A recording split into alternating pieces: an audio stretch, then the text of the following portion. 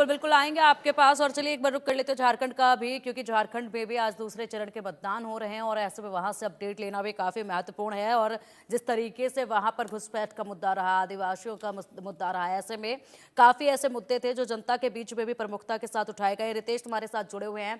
रितेश, देखिए लगातार यहाँ पर जो मुद्दे उठे, पहले चरण का जब मतदान देखा, लोगों के बीच में भी वो मुद्दे उतने ही चर्चित थे जितने मंच से तमाम पार्टियों ने हुंकार भरी थी उन मुद्दों को लेकर। तो ऐसे में दूसरे चरण के मतदान की अगर बात की जाए तो कितना कुछ माहौल जो है पहले चरण के बाद कुछ बदलाव नजर आया? लोगों के बीच में आप थे, लगातार उनसे जानने की कोशिश कर रहे थे।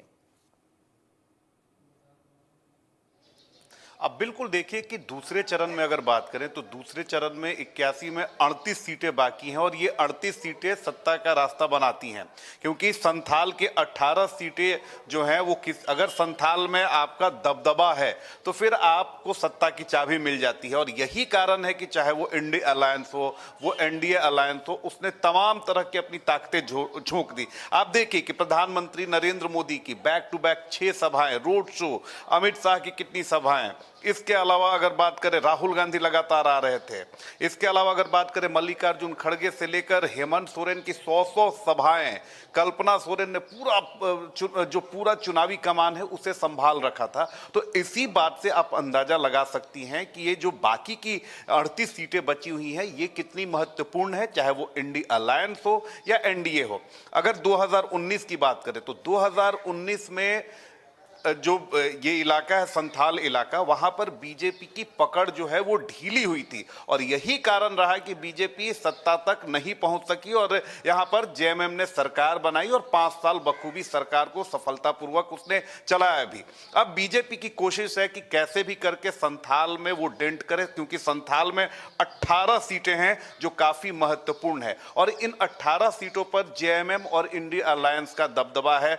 और इसी को लेकर बीजेपी, चाहे वो घुसपैठ का मसला हो, वो भ्रष्टाचार का मसला हो, वो झारखंड में अशिक्षा का मसला हो, इसके अलावा रोजी रोजगार और बाकी जो जल जंगल जमीन है, इन तमाम मुद्दों को बीजेपी ने भुनाने की कोशिश की। और खास तौर पर अगर देखा जाए तो बांग्लादेशी इन्फिल्ट्रेशन को लेकर, चाहे वो प्रधानमंत्री नरेंद्र मोदी हो, हेमंत विश्व शर्मा हो, अमित शाह हो या तमाम जो बीजेपी के नेता हो, वो लगातार इसको लेकर भुनाने की कोशिश में थे, क्योंकि ये जो इलाका है ये आदिवासी बहुल इलाका है। तकरीबन 28% से ज्यादा आदिवासियों की यहाँ जनसंख्या है। उसके बाद अगर देखें तो मुस्लिमों की भी तादाद यहाँ पर काफी ज्यादा है और ये जो 2 वोट बैंक है ये जेएमएम का गढ़ माना जाता है इन्हीं की वजह से। अभी देखिए कि मैं बरहेट में खड़ा हूं और बरहेट ये काफी हॉट विधानसभा क्षेत्र है और ये इसलिए है क्योंकि यहां से जनप्रतिनिधि हैं, यानी विधायक हैं राज्य के मुख्यमंत्री हेमंत सोरेन।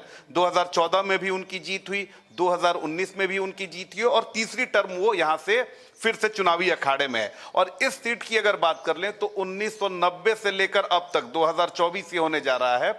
आप देखिए कि 1990 से लेकर अब तक दूसरी किसी पार्टी का खाता यहां नहीं खुल सका। दुमका की अगर बात करें तो दुमका में भी जेएमएम को छोड़कर दूसरी पार्टी का खाता कभी कभी खुलता है। इसके अलावा पाकुड़ की बात कर लें, आप बात कर लीजिए जामा की बात कर लीजिए या अन्य जितनी भी सीटें हैं वहां पर जेएमएम का दबदबा है और बीजेपी को इसी में डेंट लगाने के लिए बीजेपी ने सारी जुगत लगा ली है। और आज अगर जिस पर भी जनता ने मैंडेट दे दिया, यानी संथाल के 18 सीटें, छोटा नागपुर की 18 सीटें और रांची की 2 सीटें, इसमें जिसको भी ज्यादा दबदबा मिलेगा सत्ता की चाबी फिर उसी के पास होगी। तो देखिए कि मैं एक बूथ पर मौजूद हूं, बरहेट में ये सबसे बड़ा बूथ है और मैं दिखाने की कोशिश भी करूंगा कि मतदान की जो प्रक्रिया है वो थोड़ी देर में शुरू होगी। ये देखिए कि अब यहाँ पे मॉक पोल किया जा रहा है। यहाँ पर जो भी मतदान कर्मी है वो पहुंचे हुए हैं और जो प्रोसेस होता है मॉक पोल का, यानी सारी चीजें दुरुस्त हैं, वो कहीं कोई दिक्कत परेशानी ना हो, इसको लेकर ये मॉक पोल की प्रक्रिया क्या है? सर मॉक पोल थोड़ा इधर देख लीजिए सर, वो जो क्या आप लोग क्या मिलाते हैं, क्या करते हैं? वो पर कैंडिडेट जैसे रहता है उसको, जैसे पर कैंडिडेट इसमें 10 गो है तो 5-5 गो वोट करके हम लोग को पहले गिराना है सबको पारी पारी से, उसका सबको मिलान करना पड़ता है। कितने यहाँ वोटर्स आएंगे और कैसे कब तक मतदान होगा और क्या कुछ प्रोसेस होगा? सर जैसे 1027 यहाँ मतदाता है।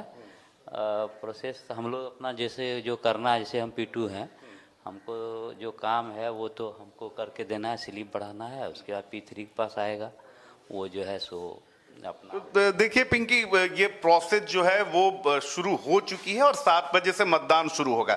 और झारखंड में अगर बात करें दूसरे चरण में, तमाम जो दिग्गज नेता हैं उनकी सभी की प्रतिष्ठा दांव पर लगी है। आप देख लीजिए हेमंत सोरेन, उनकी पत्नी कल्पना सोरेन गांडे से वो चुनावी अखाड़े में है और फरवरी में उन्होंने उपचुनाव जीता और काफी तेजी से राजनीति में वो उभरी हैं।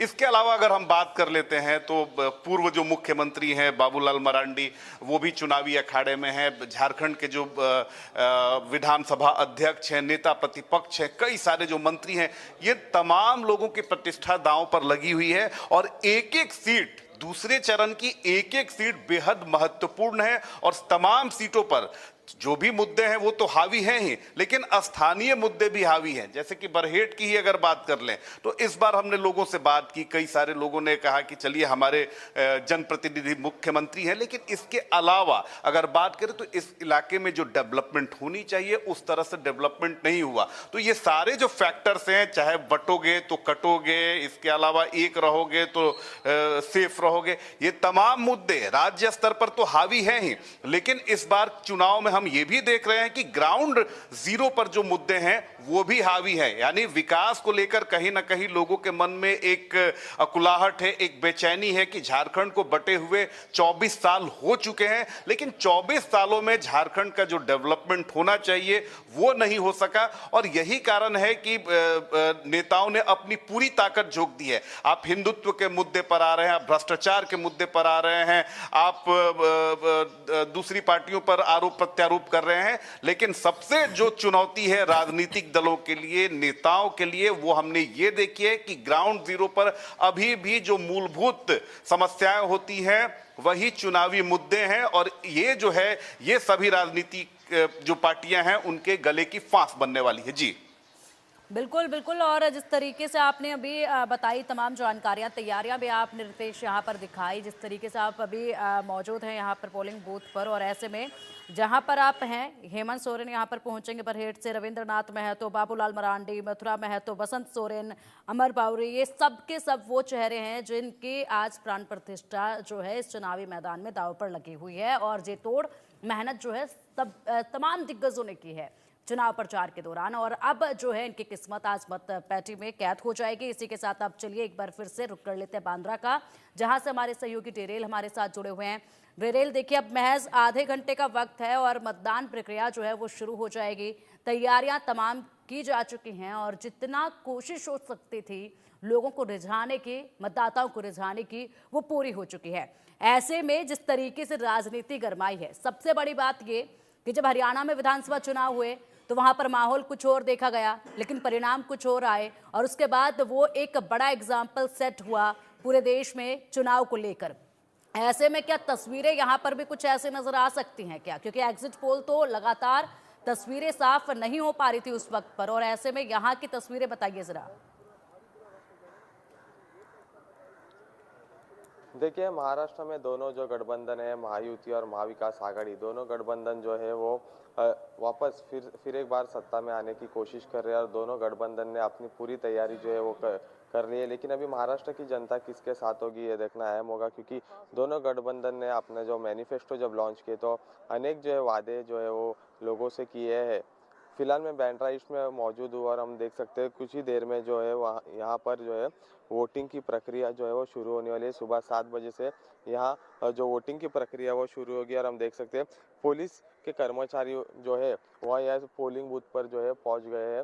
अभी इस जो यहाँ का जो पोलिंग बूथ है वहाँ खुद उद्धव ठाकरे और उनकी फैमिली जो है वहाँ पोलिंग के लिए आने वाली है और हमने देखा कि बांद्रा ईस्ट जो कॉन्स्टिट्यूएंसी है यहाँ से जिशान सिद्दीकी जो है वो चुनाव लड़ रहे हैं। उनके सामने जो है वो वरुण सरदेसाई मैदान में है जो उद्धव ठाकरे इनके कज़न लगते हैं। और दूसरी तरफ और जो दो कैंडिडेट है, एक कुणाल सरमलकर और एक MNS के तृप्ति सावंत, तो इससे अभी तीन मराठी कैंडिडेट जो है वो है और एक तरफ जीशान सिद्दीकी। तो ये जो विधानसभा क्षेत्र है वहाँ मुस्लिम मेजोरिटी ज़्यादा है, जिसका फ़ायदा जो है वो जीशान सिद्दीकी को हो सकता है। तो ये देखना अहम होगा कि लोग जनता जो है बैंड्रा की वो जीशान सिद्दीकी को मतदान करते हैं या नए चेहरे को जो है अपना विधायक बोल के चुनकर लाते हैं। तो दूसरी तरफ हमने देखा कि दोनों गठबंधन ने जो है वो महाराष्ट्र की जनता को बहुत से वादे किए। अभी महाराष्ट्र की जनता किसका साथ देगी वो देखना अहम होगा।